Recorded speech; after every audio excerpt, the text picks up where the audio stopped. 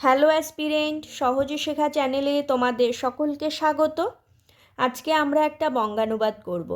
সামনেই descriptive exam, চাই random practice. তো চলো শুরু করা যাক। দেখো, আজকে যেটা এনেছি সেটা একটা প্যাসেজ, কিন্তু বোঝার সুবিধার জন্য আমি লাইনভাবে লিখে নিয়ে এসেছি। তো শুরু করা যাক। দেখো, the Mississippi is well worth reading about. Mississippi সম্বন্ধে অনেক কিছু ভালোভাবে চর্চা করার অবকাশ রয়েছে। দেখো, আমি এখানে আক্ষরিকভাবে কিন্তু অর্থ করিনি, আমি এটাকে নিজের ভাষায় সুন্দর করে বলার চেষ্টা করেছি। তার কারণ বঙ্গানুবাদ শুনতে এবং বলতে যদি মাধুর্যপূর্ণ না হয়, তবে সেটা কিন্তু বঙ্গানুবাদ হলো না। তাই জন্য তোমরা সবসময় মাথায় রাখবে, যখন তোমরা বঙ্গানুবাদ করবে সেটা যেন শুনতে খুব ভালো লাগে। তাই বলে ওয়ার্ডের বাইরে গিয়ে কিন্তু কিছু বলা যাবে না, সেটাও মাথায় রাখতে হবে। তারপরের লাইনটা দেখো, it is not a common place river. এটা কোনো সাধারণ নদী নয়। বাট অন দ্য কন্ট্রারি, কিন্তু পক্ষান্তরে, is in all ways remarkable, এটি সব দিক থেকেই বৈশিষ্ট্যপূর্ণ। তার পরের লাইনটা দেখো, considering the Missouri its main branch. মানে মনে করা হয়, কনসিডারিং বিবেচনা করা হয় যে এটি মৌসুরির একটি প্রধান শাখা। It is the longest river in the world. এটা পৃথিবীর সবথেকে দীর্ঘতম নদী। 4300 মাইলস, 4300 মাইল। তাহলে এটাকে যদি আমি সাজিয়ে লিখি তাহলে লাইনটা কেমন হবে? দেখো, এটির প্রধান শাখা মিসৌরির জন্য এই নদীটি পৃথিবীর দীর্ঘতম নদী, যার দৈর্ঘ্য 4300 মাইল।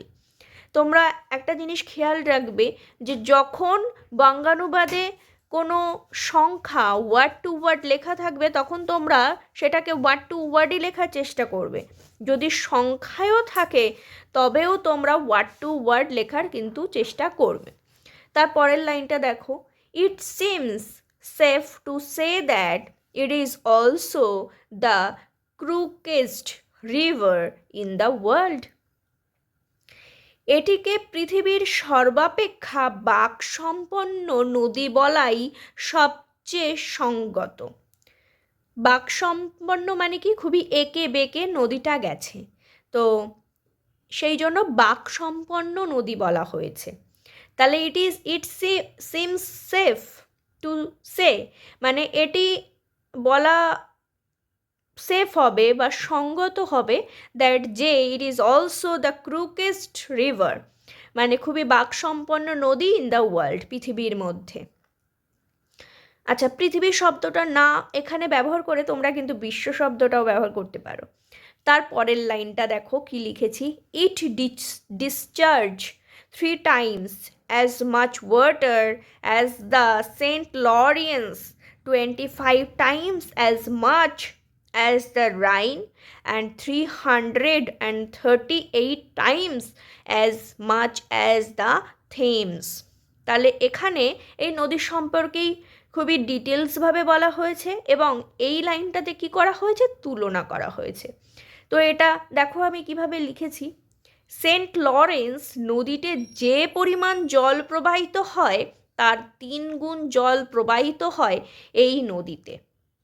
একটা তুলনা করলো সেন্ট লরেন্সের সঙ্গে, এবং দ্বিতীয় তুলনাটা করলো রাইন নদীর সাথে। সেটা কিভাবে করেছে দেখো, রাইন নদী থেকে 25 গুণ এবং টেমস নদীর থেকে 338 গুণ বেশি জল প্রবাহিত হয় এই নদীতে। তাহলে এই মিসিসিপির সঙ্গে 3টে নদীর তুলনা এই লাইনটাতে আমরা দেখলাম, সেন্ট লরেন্স, রাইন এবং টেমস নদী। হলো? তাহলে তার পরের লাইনটা দেখো, no other river has so vast a drainage basin. তো অন্য কোনো নদীতে এত বিস্তৃত ঢালু নদী অববাহিকা নেই। এই বেসিন মানে হলো অববাহিকা। ভাস্ট মানে কি? বিস্তৃত। তারপরের লাইনটা দেখো, it draws its water supply from 28 states and territories. এটি 28টি রাজ্য ও অঞ্চল থেকে এর জল সংগ্রহ করে থাকে। তারপরে দেখো, তারপরের লাইনটা, it is a remarkable river in this. এই নদীটি বিশেষভাবে উল্লেখযোগ্য। এই রিমার্কেবল মানে কি? উল্লেখযোগ্য। তারপরে দেখো, that instead of widening towards its mouth it grows narrower and deeper. এই নদীটি বিশেষভাবে উল্লেখযোগ্য, তার কারণ এটি উৎপত্তি স্থলের দিকে প্রসারিত হওয়ার পরিবর্তে ক্রমশ স্বল্প পরিসর থেকে আরও স্বল্প পরিসর ও গভীরতর হয়েছে। তো এই পুরো প্যাসেজটিতে আমরা কি দেখলাম? যে একটা নদী সম্পর্কে সুন্দরভাবে একটা বর্ণনা করেছে। তো এটি ছিল আজকের বঙ্গানুবাদ। তোমাদের কেমন লাগলো বঙ্গানুবাদ আমাকে অবশ্যই জানাবে। তোমরা একবার প্লেলিস্টটা চেক করে নেবে। আমি সমস্ত রিপোর্ট রাইটিংগুলো বাংলা ইংলিশ ট্রান্সলেশন বঙ্গানুবাদ সবগুলো এক জায়গায় করে দিয়েছি। তোমরা যখন প্র্যাকটিস করবে তখন তোমরা মিলিয়ে নিতে পারবে যে তোমরা কতগুলো কমপ্লিট করেছো আর কতগুলো বাকি রয়েছে। তো এই রকম প্র্যাকটিসের ভিডিও আরও আসবে। এমন ক্লাস করার জন্য সহজে শেখা চ্যানেলের সাথে থাকো, ফলো করো, নিজেরা প্র্যাকটিস করো, পজিটিভ থাকো। Thank you.